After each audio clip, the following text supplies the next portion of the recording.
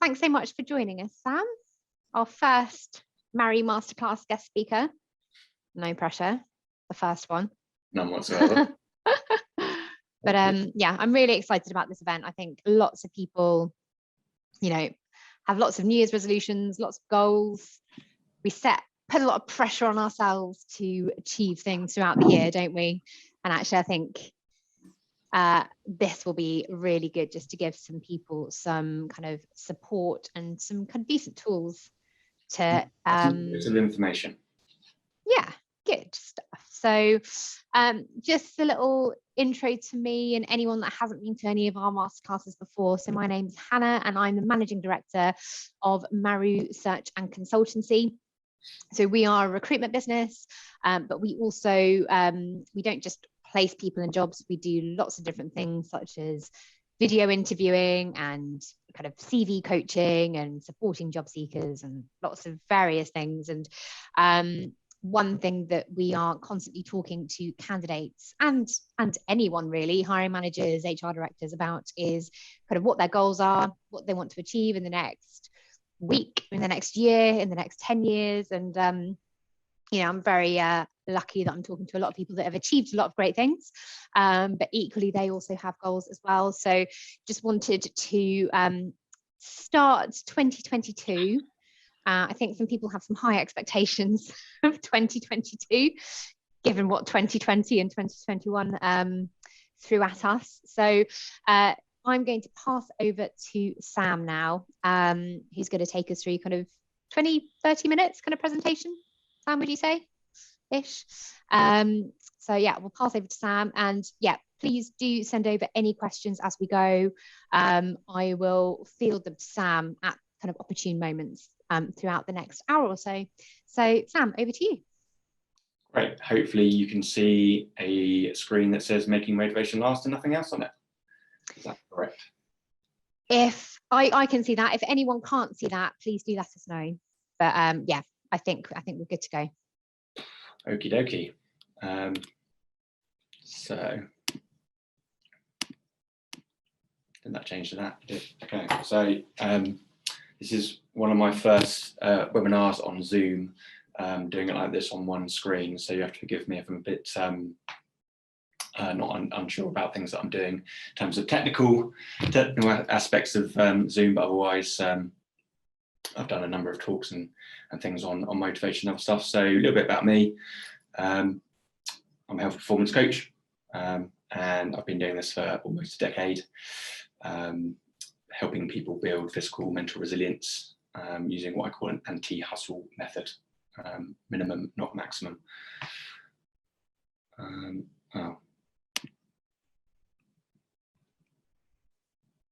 Just sign me out of what I'm doing. Oh, technical difficulties. Technical difficulties. I don't know why it's done that, but give me a minute. No worries. Perfect Love example. a bit of technology. Yeah, perfect example of what I'm talking about. Don't know why it's done that. I'll tell you what. No worries. It happens to the best of us, I think. Yeah.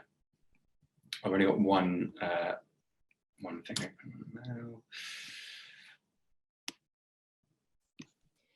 now. In the meantime, guys, if you want to send over any questions, if anyone's got any, here we go. Yeah, any questions, any personal questions about your kind of motivations and stuff, do you kind of send that over? Okay, we're back. Hopefully it doesn't keep making me do that, so otherwise that's going to be okay. Yeah, so I've been doing this about 10 years. I'm very kind of fond of anti-hustle method. I think that kind of culture is very toxic, kind of driving us to do huge goals, like no matter the cost, and kind of allowing our ambitions to derail us. So I've kind of come up with this anti-hustle method called minimum, not maximum, which is focusing on building minimums, consistency, small incremental habits, changes to behavior, strategies, things like that. I'm very anti-diet, very anti-gym culture as well. I've suffered mental health challenges and traumas over the last sort of 20 years, from about 12 years old to sort of my late to mid 20s. So I've got a lot of both personal experience, professional experience in dealing with mental health, resilience, and all those kind of associated things, of which motivation is a really big part of that.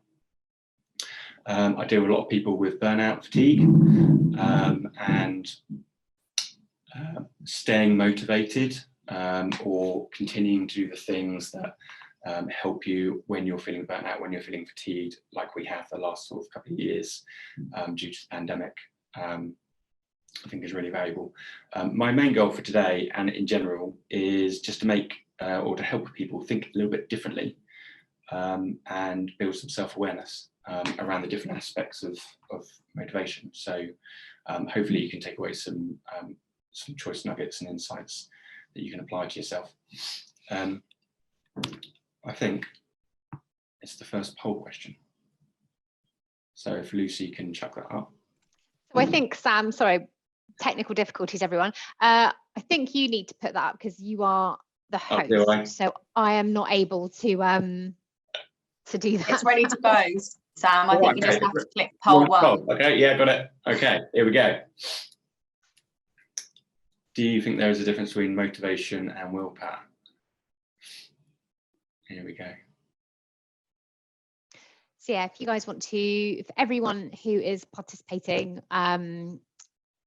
wants to vote on what they think the difference is between motivation and willpower. Some people are thinking about it. There's 3 left.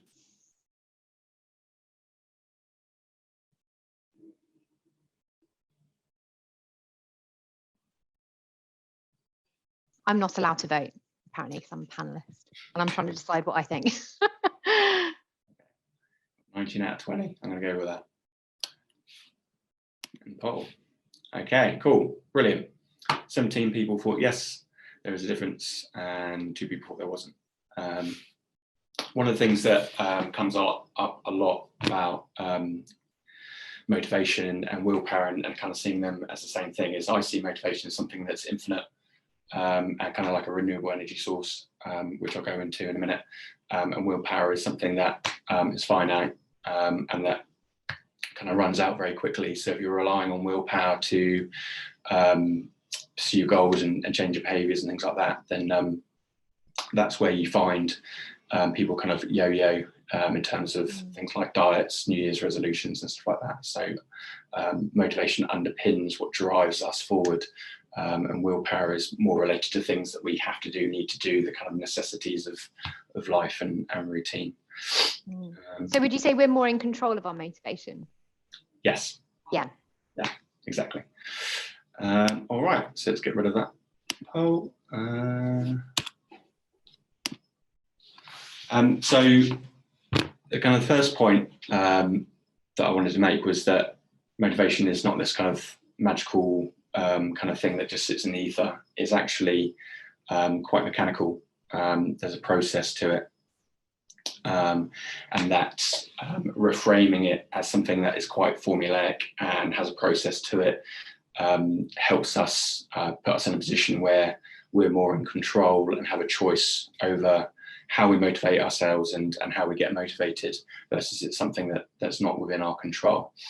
I like to think of motivation like the parts of a car. So you've got your chassis, you've got your engine, you've got your wheels. There's different parts of motivation that kind of work together.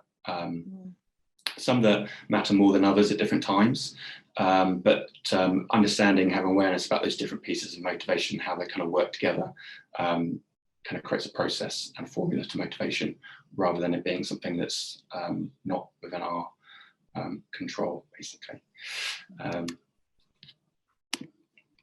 The other point about motivation is it's like a renewable energy source. So that was the kind of point of my first question, is understanding or accepting that it's something that we're fully in control of.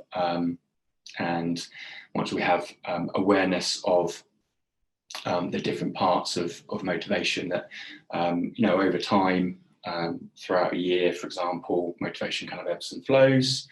If we know as it's dipping, how to sort of bring ourselves back up and stay motivated is kind of a key part of sort of working towards your goals.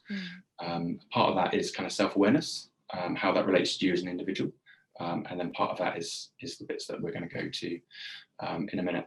I really see kind of motivation as a way to steer yourself. The better you understand motivation and how you motivate yourself, the better you are at steering yourself, especially in times like the last sort of 2 years. Yeah, I think everyone's had a lot of self-reflection on terms of like how they react to different things over the last couple of years, I think. Yeah, exactly. And in fact, it's kind of a real kind of testing ground. That's the way that I've seen it, testing ground for how these things work when we're really under pressure and lots of things are uncertain. How do you keep going, basically? So motivation, 4 parts: autonomy, mastery, purpose, and environment. Now, when it comes to things like motivation, your why is kind of one of the big ones that people talk about and mention when motivating yourself. But there are 3 other key parts to motivation that can all work together and may matter more than others at different times. They're kind of let's see them as a bit of like a support network. So autonomy is your choice and flexibility around your goals and behaviors and the things that you want to do. The more autonomy you have, the more likely you are to be motivated. We've seen that huge amount in the last 18 months as people have moved to working from home, and then now you have this huge debate about whether should we be in the office, should we be at home, and actually it's both, and it's very individual in terms of how you operate. Do you work better at home? Do you work better in an office? And the key thing there is flexibility and choice for people to be able to do that.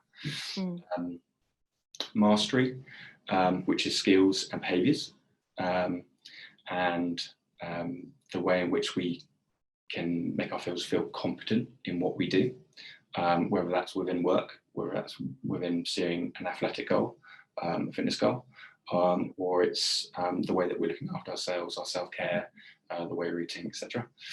Your purpose, your what and why, as many people will know. And the last part, environment, which is people and places.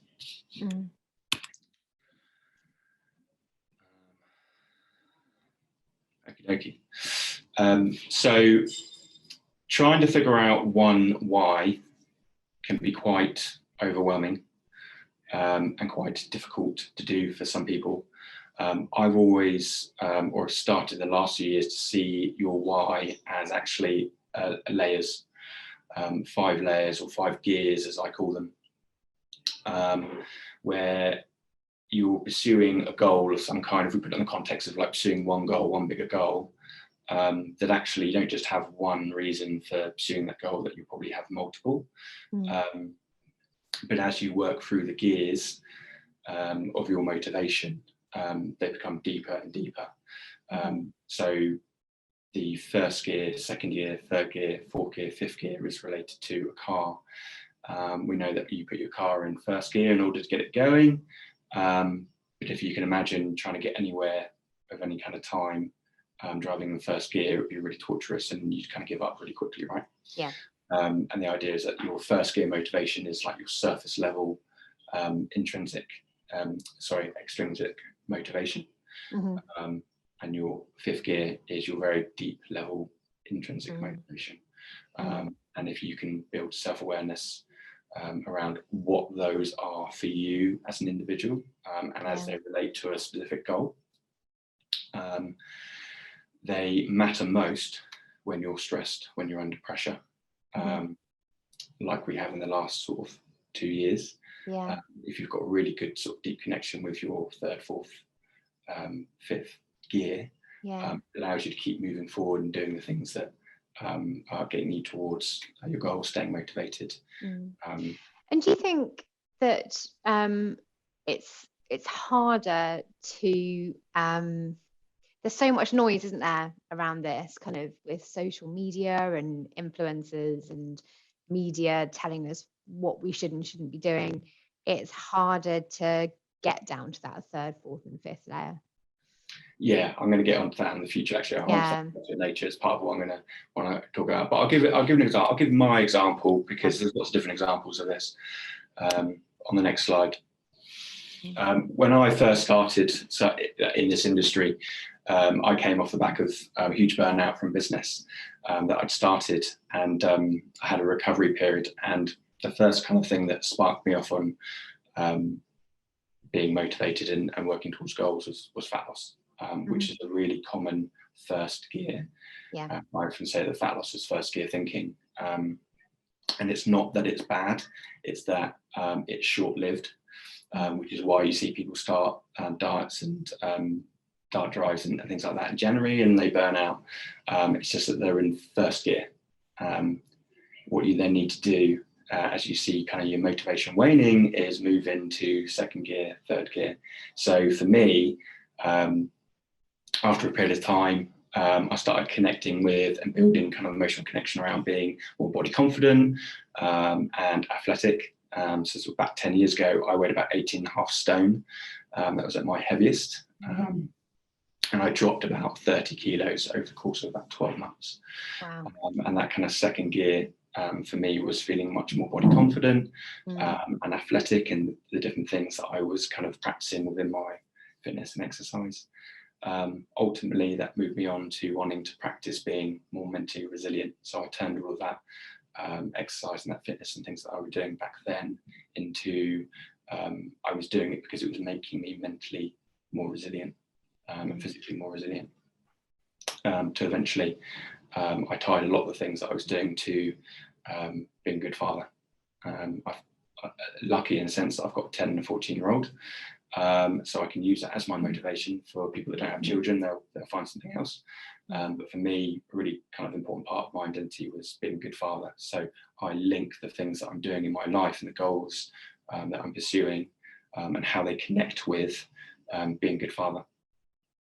And then lastly, for me, I've developed now a really deep sense of duty around the things that I do. So in particular for me, I'm fortunate I get to own a business. That's one way of looking at it. I get to choose how I work. I get to choose the work that I work on. I get to choose and do webinars like this, and I get to choose to help people. And for me, I've got a really deep sense of duty that I've developed from doing the work that I do, and that underpins all the goals that I choose in my life. I relate them back to, does this build a sense of duty in me? Does it build a sense of being a good father in me? If I can make that emotional connection, then at the times when I'm feeling demotivated, really not wanting to do the things I want to do, that's what I tap into. And that's why I think looking at motivation in terms of your purpose as different gears, you can move up and down the gears. You never stay just in one. But it's almost a way of like checking in with yourself. Am I in first gear? Am I in third gear? Am I in fifth gear? And then you can build different things, anchors and triggers to connect with that purpose. So for me, I use music, I use videos, I use YouTube videos, I use journaling. They're all kind of anchors and triggers that I use related to that sense of being a good father and that duty that kind of remind me and connect me with doing the things that I need to do, if that makes sense. Yeah, I think that's I think kind of at the start of the process is it's not easy, but you can wake up on the 1st of January and go, right, I'm going to lose 2 stone, or I'm going to go to the gym every day. But like it's that's fine for a week, but that's not enough to really motivate yourself long term. Because you've got, I guess, like the further along you get from 1, 2, 3, 4, 5, like the more you've got invested, the further along you go. So it becomes more important, if that makes sense. Yeah, and the way you can look at it is you can also relate these gears to the size of goal. Yeah. So when, say, someone wants to lose 10 pounds in January and they're in first gear, I see that's a stepping stone, not as a goal. It's not the thing they want the thing after that. They probably want the thing after that and the thing after that. So you can also see it's a way of developing goals and goal setting as well, is to take you step through those gears. At the end of the webinar, we will have a resource pack that is going to get emailed out to everyone, and there's going to be a little a workbook in there for taking yourself through this process, so people can try it for themselves related to any goal that they want. Second part of those 4 parts, we've got purpose, we've got mastery. When you're setting goals and you're taking yourself over a long period of time, the way to kind of motivate yourself daily, weekly, is to focus on the skills that relate to that goal. A lot of people talk about habits, but skills are something that you can develop. They make you feel competent. There's a sense of creativity around them. They have value. It's like something that you keep, versus habits can be quite fickle. And they can come and go. Think about your sleep patterns, drinking enough water, these kind of basic habits that have kind of promoted to us all the time. They're very fickle and they come and go, whereas skills are things that you can sharpen and develop over a long period of time. And if you've got a goal, for instance, that's away in the future, it's 6 months away, it's 12 months away, if you can work out what are those tangible skills that relate to that goal, and then focus your attention weekly, monthly on those and see those progressing, that's a way that you can keep yourself motivated when the ultimate goal that you're trying to get to is a little bit further away than you would like. And then the habits come, don't they, with that? Yes, exactly. And actually, you're mentioning all the things I'm going to talk about. That's really good. It's really good that you got these questions. It's really good that you got these questions. So, for example, I'll give you one really simple example of that. Someone's trying to lose body fat, but they don't particularly like cooking. But they know that cooking more meals from scratch will help them. So they decide to practice the skill of cooking meals with 5 ingredients or less. So they treat that as a skill. That's the thing. You could call that a habit if you like. I like to see that as a skill. And in this kind of field of psychology, they have this term they call deliberate practice. When you can drill down to skills that you can improve on a daily, weekly, monthly basis, this deliberate, intentional practice, and then you can apply that to things that relate to your goals. At the times that you're feeling less motivated, you can kind of turn your attention to your skills, how are you progressing with those, versus kind of, am I at my goal yet? That makes sense? Yeah, absolutely. I focus too much on habits. I focus on like, I want to do that, so I'm just going to do this thing every day, but I don't really focus on it as me getting better at anything. It's just getting into the habit of doing something. Yeah, and you think about the times in your life where you feel, some of the times in your life where you feel at your best, it's when you feel most competent, like you're really good at what you're doing. And you and I might relate that to our work. Because we own a business. For someone else, that might be something different for us. So when we're developing skills within our business, that makes us feel really competent, that makes us really, really good. That sustains and increases our motivation. Yeah.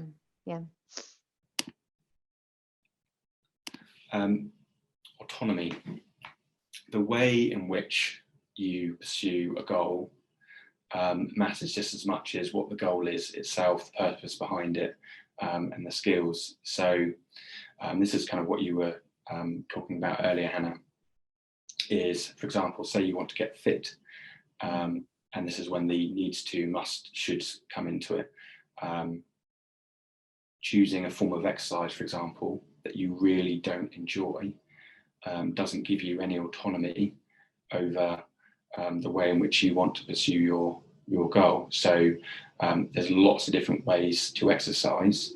If you want to feel good, you want to feel motivated towards getting fitter, you want to pick the forms of exercise that you're going to enjoy, that you like. So, for example, how many people I see using running as a form of fitness, when they hate running. Mm. Yeah. Yeah. It's I said this exact same thing to my partner yesterday. Kind of, I've always put too much pressure on myself to kind of you know, like, oh, I'm doing too much cardio, I'm not doing enough weights. Well, I don't like doing weights. Like, it's not like I don't have a goal to become an Olympian. I just want to keep fit and healthy and mentally sharp. So I should just focus. I went spinning yesterday for like the 3rd time in a week because that's what I enjoy doing. And my view is like, it's better I do that than not do anything ultimately. Yeah, and if you can see, can you kind of like visualize and see yourself doing that spinning class in a year's time, twice a week? Yeah. If you can see yourself doing it in 12 months' time, then it's probably something that's enjoyable for you, that you've got flexibility over and autonomy over. Where if it's something that isn't the case and it's not enjoyable, then obviously that's going to burn out and you're going to stop doing that thing. So, and that does change for some people over time. They can then start to enjoy things that they didn't once enjoy. I helped a client in the last get really fit over the last 15 months. She's now exercising 4 or 5 times a week without running. She was very clear at the start she did not want to run. So I said, okay, cool, we'll develop a method of doing that without running. And 15 months later, and she's now not working with him anymore. She's exercising 4 or 5 times a week in the way that she enjoys, that works for her, because she had choice and flexibility over how she did that. Because that's the way that I choose to work. And this is also really relevant to things like diets as well. For example, going on low carb diets and you love pasta. Kind of at the opposites of each other. There are many, many, many different ways to eat. Life's too short to give up pasta. It's literally one of my top 5 favorite things. There's no way I'm ever giving that up. my top 5 would be ice cream. But there are many different ways to eat. There are many different ways to exercise. There are many different ways to work. Hopefully, if you're employed, you've got increasing flexibility about how you do that. But having that flexibility and that choice in how you do things really matters to being able to sustain your motivation over a long time. When you feel restricted, when you feel like you don't have choice about how you're doing something, you start to feel very demotivated. So the insight I'm getting here is, when you're pursuing a certain goal, think about, do you have flexibility and choice about how you're doing that, or are you choosing something that's very restrictive, or are you choosing to do it someone else's way that doesn't work for you?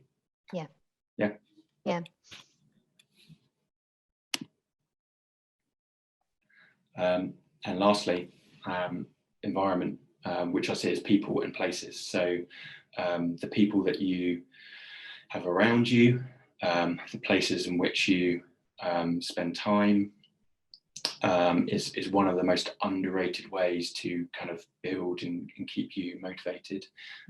I'm in a shared working space today called the Bond Store, and one of the reasons why I work there, for me personally, is because I'm around a community of people that I feel are very inspiring to me. So just by putting myself in that workspace a couple of days a week, because I work from home, work remotely, is a way that I can really raise my motivation on kind of like a weekly basis. So I'm very self-aware that I need to have an environment like that, where I'm around those kind of people that make me feel really good. In the same way, a lot of people join a gym in January to get fit, but they feel really uncomfortable in gym environments. If you feel really comfortable in that gym environment, then it's not going to serve you. It's going to actually drain you of your motivation. It's not going to build it. So look for other ways that you can build your fitness that aren't related to going to a gym. Do you think, and talking more about like work-based goals, career-based goals, do you think that people who have not been given the choice and are now working from home because their business has shut their office, or they've been told they're not allowed to go into the office, do you think that's potentially affecting people negatively? Because even though we've got Teams and Zoom and everything, just being around people and being around their energy just a couple of days a week can kind of subconsciously motivate people to, I guess, you start to like, you maybe start kind of subconsciously emanate people that you respect at work just purely by being around them? So do you think that's having a negative effect maybe? Yeah, I think it, and actually, so one of the things I talk about is kind of who's your like personal board of advisors.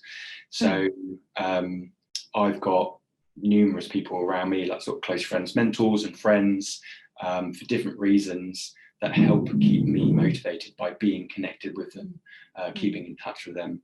And I'm very intentional and strategic about who those people are and how often I'm speaking to them and in contact with them. Because I'm aware that having that connection with those people is a way to keep me motivated. So kind of when you've had that taken away, that's obviously going to affect how you're motivated.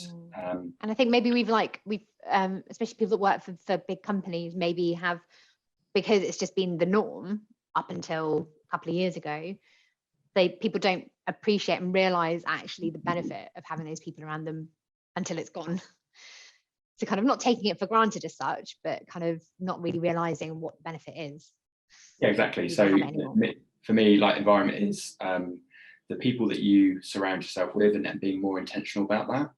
The places that you put yourself in, whether that's in a work scenario, whether that's like joining a gym or not joining a gym because it doesn't serve you.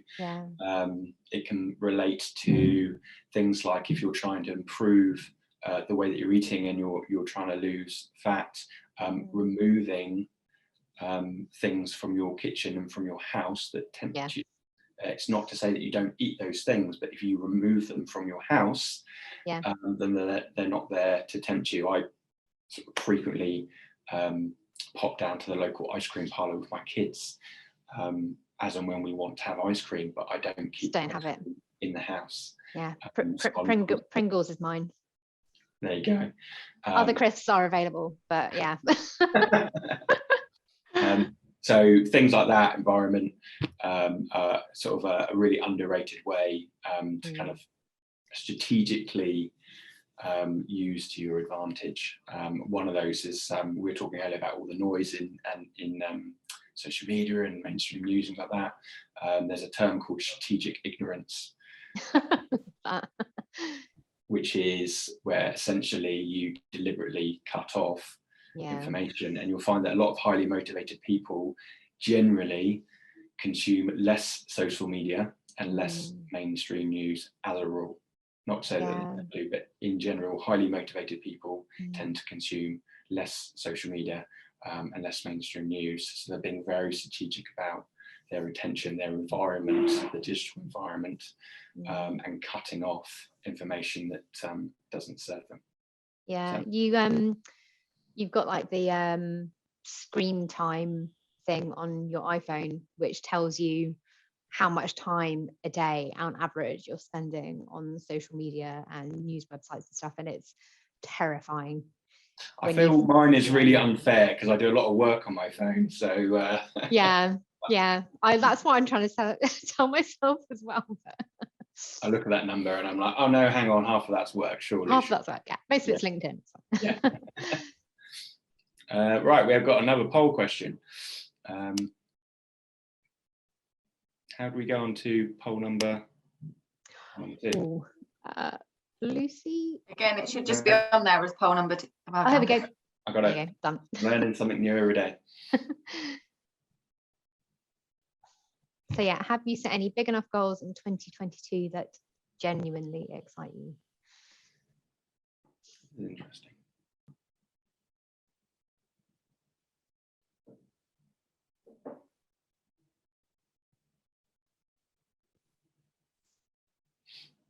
I'm just reading the comments. Rachel, you've reduced your screen time by 45% since December just by coming off Facebook.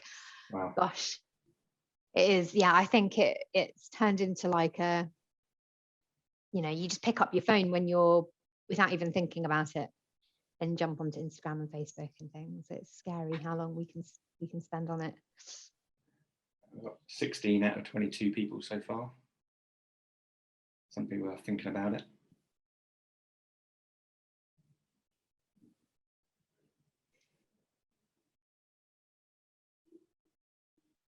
Yeah, it'll be interesting to see what happens with social media, kind of, it's, you know, when you think it's still quite new relatively, isn't it? And it's become such a massive thing.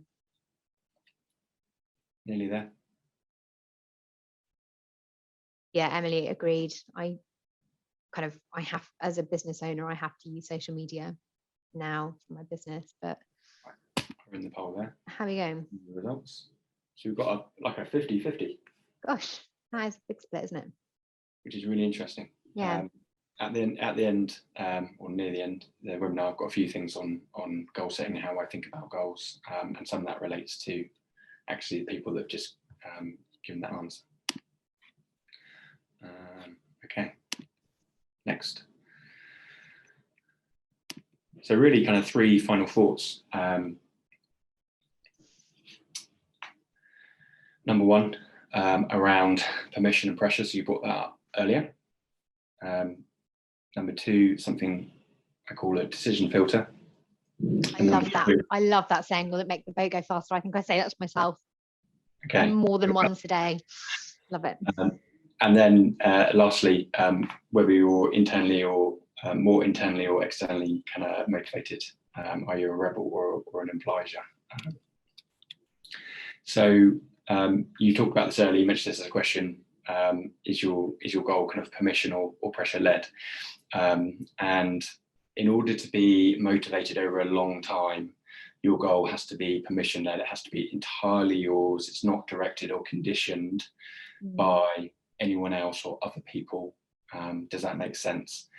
So there's a lot, for example, New Year's resolutions and the New Year's start is a really good example of pressure and pressure led, because you feel like you have to do something because other people are doing it, or your friends are doing it, etc., etc., etc. And when you do you think that's led back to when you talked about the those 5 stages, the 5 gears? Do you find that gear number 1 and 2 tend to be more pressure led, and actually by the time you get through that, actually you realize that it's all in you? Yeah, exactly. You want to lose weight because you're on social media and everyone else is.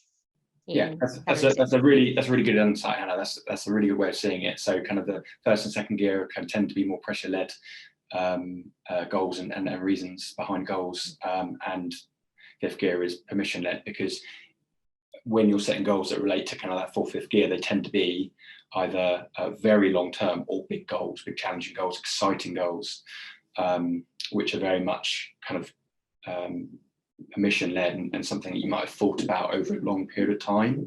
For example, with yourself, you might have a very permission led goal that relates to the growing of Maru. Whereas a pressure led goal might be to achieving certain targets on a monthly basis. Yeah, definitely. Will this make the boat go faster? So it's quite a famous story now. In the run up to the Sydney Olympics in the year 2000, the Olympic rowing team that went on to the British Olympic rowing team that went on to win gold against a lot of odds, in the run up to that, developed this question, which was, will it make the boat go faster? Which is what is called a decision filter. So anything that you're doing related to your goal, if you can turn it into a question for yourself, acts as this filter that helps you focus on or focus away and avoid distractions, move away from things that might sabotage you. It can act as a reminder about what's important, and help you not wasting unnecessary willpower. So having a decision filter, a question that's related to goals that you're pursuing, is a really good way to kind of focus your attention and push out other things and just help you decide. The word decide comes from Latin, which means to cut, i.e. to cut away. So once you've made a decision, you've cut away all other options. Short kind of positive version of that in January would be something like dry January. If you're absolutely committed to doing dry January for the month ahead, when you're coming across social occasions during that month, it'll be much easier for you to, in fact, you might not even feel like you need to drink or have any pressure to drink, because you've already made a decision, you've cut off any other options. Whereas when you leave ambiguity about do I, don't I, that's actually when you drain your willpower. Yeah, moderation is harder than cutting it out sometimes for certain. Yeah, and it's because you haven't decided, basically. So it's that Yeah. little bit in the middle where you haven't decided. That's actually a lot of people what drains their willpower. Whereas you've made a decision, it can act as a filter. So you can relate that to things like your values, and you can also relate it to something like this decision filter question if you've got quite a big goal. Yeah. Yeah, does that make sense? Yeah. Yeah, it's I know you talked earlier about skills and habits, and I find that really interesting because I think I've been, as I said, like a bit too focused on habits, but actually the energy it takes your I guess your brain to make a decision is a lot. And so having to make decisions like every single day about being healthier, exercising more, stop looking at social media, all those kind of things, having to make those decisions every single day is draining. And so actually if you make that decision at the beginning of the year or the beginning of the month or whatever it is, and just decide, as you say, it's it can feel harder than it actually is once you've done it. Yeah, some people they call this decision fatigue. So I work a lot with decision fatigue. A lot of the people that I help are business owners, or they're in leadership positions, so they have a lot of stress, a lot of responsibility. So a lot of my work is and the things, skills, behavior strategies that I'm sort of teaching or helping them implement have a big decision fatigue aspect to it. I.e., will this reduce decision fatigue by doing it in this way? Yeah. So often having to make too many decisions, or being kind of not being sure about what you are or not doing, is actually what drains you. Do you know one thing that's a really weird random example, but it's probably not a random example actually, something I started doing a couple of months ago is HelloFresh. Right. And it's really useful because you get all your food sent to you, you don't have to go shopping, but ultimately the best thing about it is I don't have to decide every single day what we're going to have for dinner. Yeah, that's right. So you've got average 21 meals in a week if you're eating 3 a day, all right, and you have 5 HelloFreshes. That's 5 meals that you don't have to think about. Yeah, and it's amazing. Yeah. I'm a really big advocate for things like intermittent fasting for some people, and I use it myself. It's not for fat loss, it's because it simplifies the way that I eat. If I only eat twice a day, 2 bigger meals, for example, I only eat 16 times, not 21 times in a week. That means I think 16 times about what I'm eating and not 21. So little simple things like that help with things. We've got a question from Sarah here. Can you be both a rebel and an obliger? Oh, I'll tell you what this relates to now. So there is a lady called Gretchen Rubin. She's an author, she's kind of a habit guru. She has one of her books is called The 4 Tendencies. And there's 4 tendencies: an upholder, a questioner, an obliger, and a rebel. However, the 2 people that most often struggle with motivation are rebels and obligers. Okay, so this is it's a bit like a personality test, but it's in the context of how you relate to expectations and motivation. So an obliger relates really well to external accountability, but not to internal accountability. So they do really well at responding to deadlines, making a goal public, so putting it on social media so that other people know they're doing it, having accountability from a coach, mentor, friend, etc. But they're less likely to do it for themselves. So the trick there with an obliger is to fabricate outside accountability. So, for example, making a goal public, if you keep it to yourself, you're less likely to do it. If you're an obliger, if you make it more public, you're more likely to keep yourself accountable to that goal. Or relating the way in which you're looking after yourself to someone else. So, for example, a mother who is very busy and not looking after themselves a lot, and they're an obliger, it might help for them to start making emotional connection to, I'm doing this because it's for my children. It's not for me, but it's for my children. So it's a bit of kind of like psychological trickery. And the other side of that is rebels. Rebels don't respond to outside accountability at all. They respond only to internal accountability. Basically, they do what they want, when they want to do it, how they want to do it. And that makes it difficult to be held accountable by other people and other things, right? So Gretchen Rubin has a quiz called the 4 Tendencies, which will be in the resources pack at the end. It takes about 10 minutes. You can go through and find out which one of those 4 tendencies you are. But it can be really helpful to how you kind of develop goals and motivate yourself, just to know where you kind of sit on that scale. If you're a rebel, the way that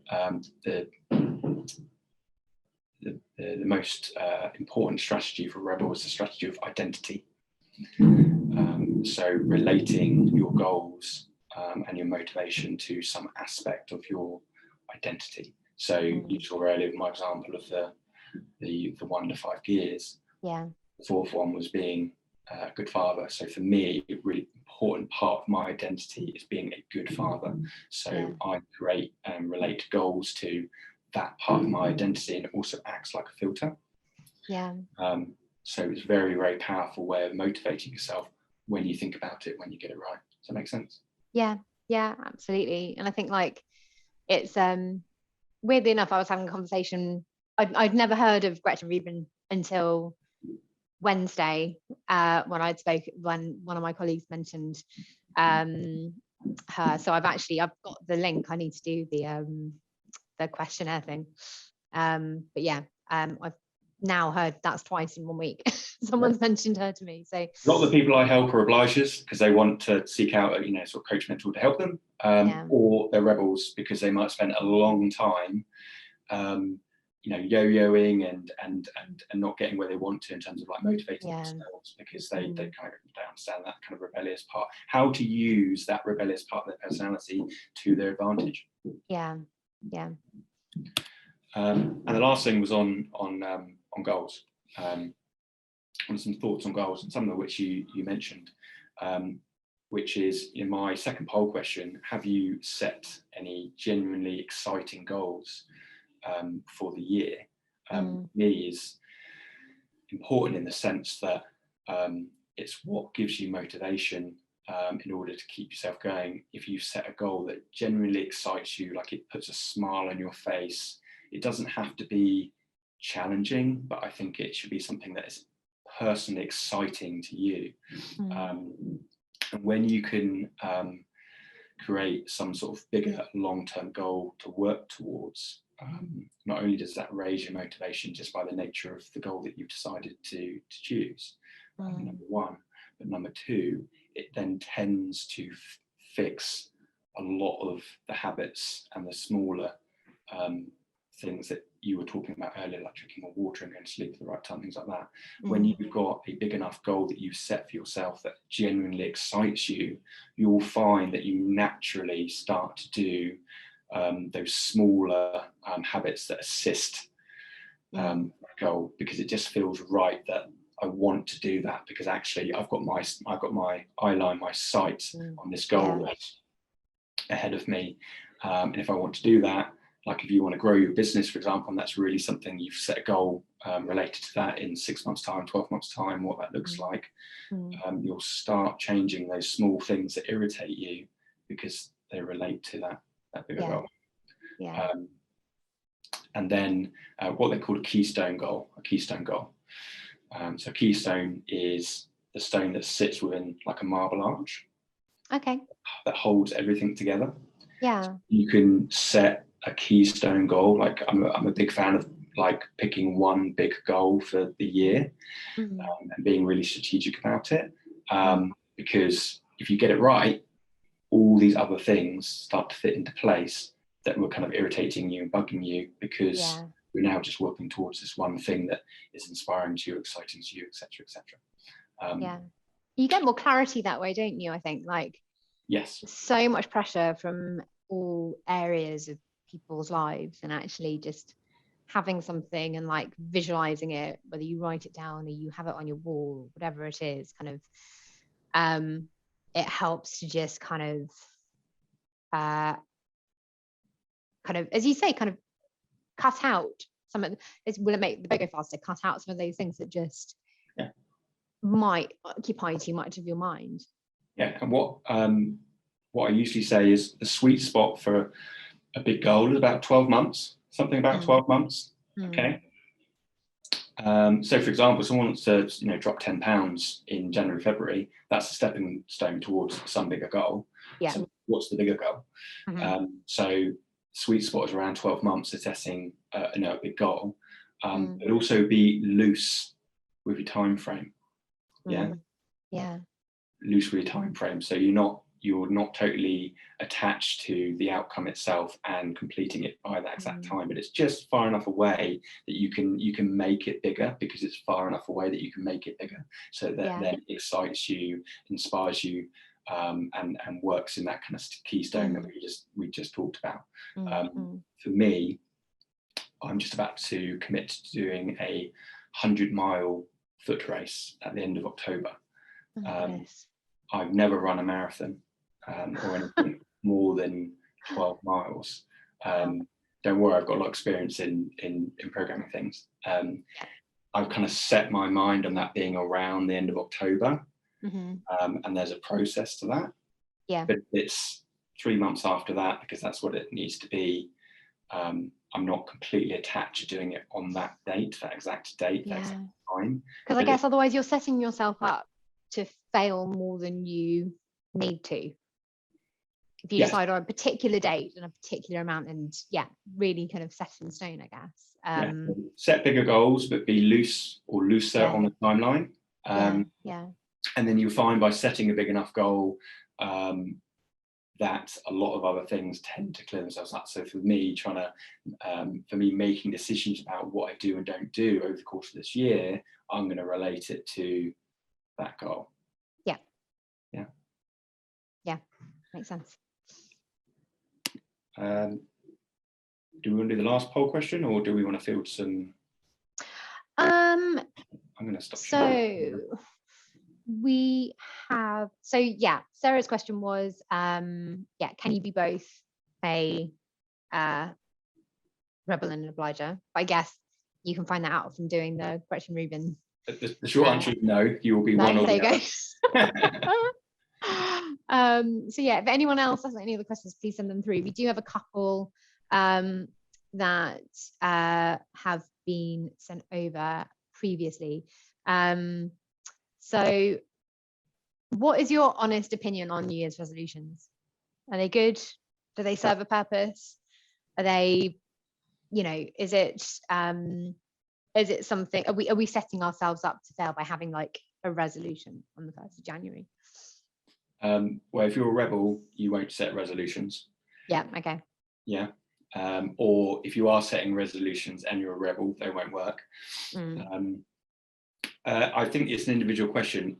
Are you setting New Year's resolutions each year, and are you doing them? If you are, great.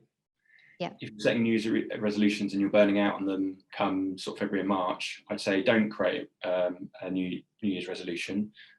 Look at trying to create that big sort of 12-month goal, and then linking a lot of behaviours and habits and skills that you can develop as part of that ultimate goal, and see how that works for you. So I personally don't set New Year's resolutions because of my nature, because I don't want to do things when I should be doing them. Pressure from kind of like society, and that's when you do things. But if they work for you, then absolutely do them. But kind of give yourself a personal review, like if they haven't been working for you, we'll do something different.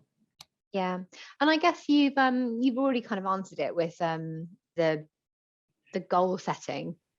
Kind of a resolution is a well, I guess it can I guess But it doesn't have to be a goal, because a resolution might be giving up something, which is just giving up something. But if it is something that you're aiming towards, then don't. And also, yeah, resolution is always giving up. Is it always giving up something? There's an important point there. Yeah. Long-term high performance is never ever driven by negativity. Yeah. Okay. And you can see that in kind of like the workplace environment. If you've got like a boss that's, you know, really doesn't kind of isn't conducive to, it doesn't know how to manage you well, and is very negative and things like that, how that affects you, that negative, it doesn't drive your performance and your productivity. And it's the same with goals. So if you've got a New Year's resolution to give up something, what's the opposite of that? What does the opposite of that look like? So what's the positive reflection of that giving up something? That will be your goal. So if you've got the New Year's resolution that's giving up something, actually what's the opposite of that? Have a little bit of thought on that. That will be the positive reflection of whatever that resolution is. It's a good way to do it. Yeah, I guess like the resolution isn't a goal, is it? It's kind of, it's the thing that's going to help you achieve that goal. So what is the goal that you're actually, so if you're giving up sugar, why are you doing that? Like, what are you looking to achieve from that? Exactly. What's the opposite of that? What will it allow you to do, and what are the things that you're thinking that you'll be able to do once you've given up sugar, and then manifest that into a goal. Yeah. We've just got one more poll, haven't we? Yes. Sorry, I've just realised we've got 4 minutes to the end, so bad timekeeping on my part. So yeah, do we want to do the poll? Just see if you can. A really lovely question for everyone. Make me feel good.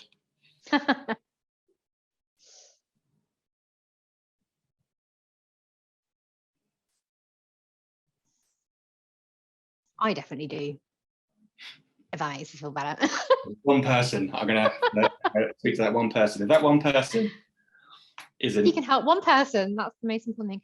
But no, genuinely, I think I'm not very good at setting goals. Actually, I think I put too much. I'm definitely, and Lucy will agree with me, I'm definitely an obliger. I'm definitely very hard on myself, and I think actually I need to be a lot better at working out what I really want and what's best for me. Here we go. Okay. Who's that one person that said no? So that one person, reach out to me on LinkedIn. Yeah. So if you want to, you know, I do a lot of writing and things like that on LinkedIn. I'm very active. If you want to come and connect with me over there, if you like what I'm about, and the one person that's said no, by all means, send me a DM. I'll quite happily sit on a call with you for half an hour and see if I can help you. Well, thank you so much. I've personally found that very, very useful, Sam. Yeah, I'm definitely going to be kind of, I guess, reflecting on what I need to do, because this year I think is a really important year for a lot of people. I think there's lots. Sorry, our fire alarm's just gone off. Oh no, it's gone. Don't worry, everyone. Great timing. Yeah, I think everyone maybe had some goals that they weren't able to achieve because of COVID or whatever it was. So I think it was a really timely masterclass for us to have. So thank you very, very much. Very welcome. Just a quick one before we all go. Our next masterclass there's actually some kind of link to some stuff that you were saying earlier about the people, the environment and the people around you. So our next masterclass is on the 25th of February at midday again, so Friday midday, and it's around networking and relationship building and the importance of doing that, as both if you're looking for a job, how you can utilize your network and your relationships, but also a lot about building good relationships at work, and also the fact that a lot of us are working from home at the moment, how we can build relationships remotely, because it is very different now that we're not all in the same building at the same time every day.